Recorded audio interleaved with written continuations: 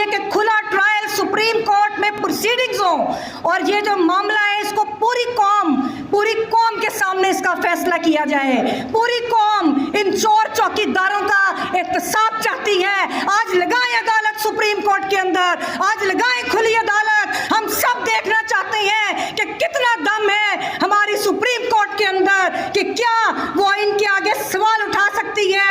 آج بھی میں سمجھتی ہوں کہ آپ کو بجائے وزیر اعظم کے ساتھ ملاقات کرنے کے آپ کو احکامات جاری کرنے چاہیے تھے.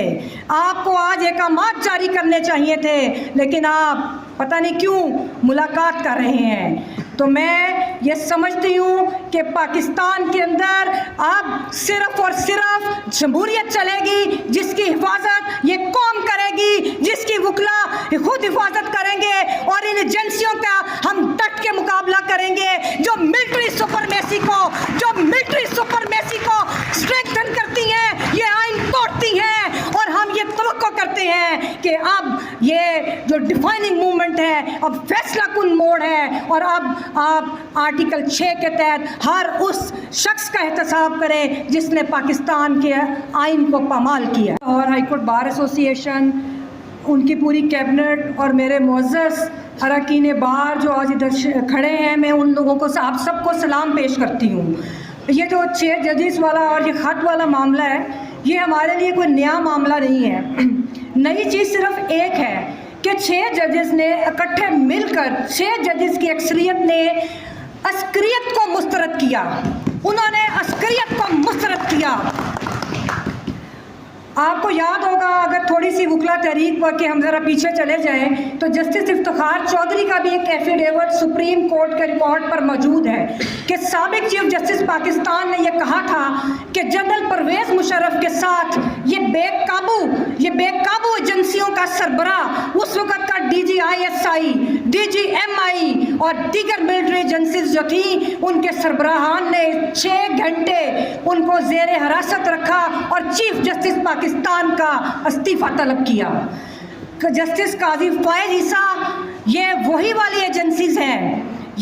ایجنسیز ہیں کہ جو آپ بھٹو کو اب انصاف دے رہے ہیں 50 سال کے بعد, کہ جنہوں نے دباؤ میں آ کے ججز کو دباؤ میں لا کر ان سے فیصلے کروائے اور بھٹو کا عدالتی قتل کیا.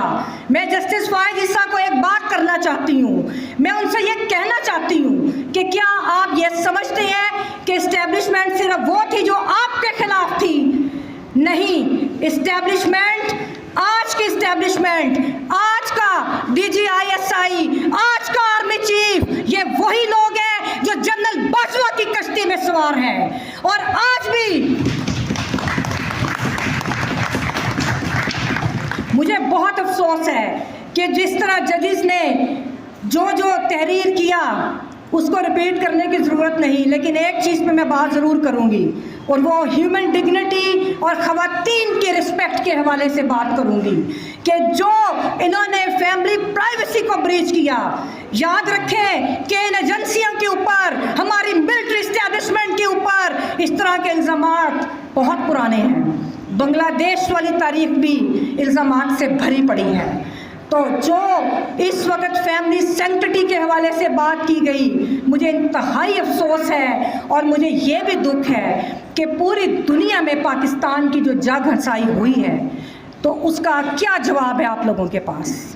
میں یہ مطالبہ کرتی ہوں, میں سپریم کورٹ سے پہلا مطالبہ میرا یہ ہے کہ آپ سب سے پہلے آئین توڑنے پر یہ جو مجرمانہ خاموشی چیف جسٹس اسلام آباد ہائی کورٹ کی تھی, تو اس کے خلاف آئین کے آرٹیکل 6 کے تحت ٹرائل ہونا چاہیے.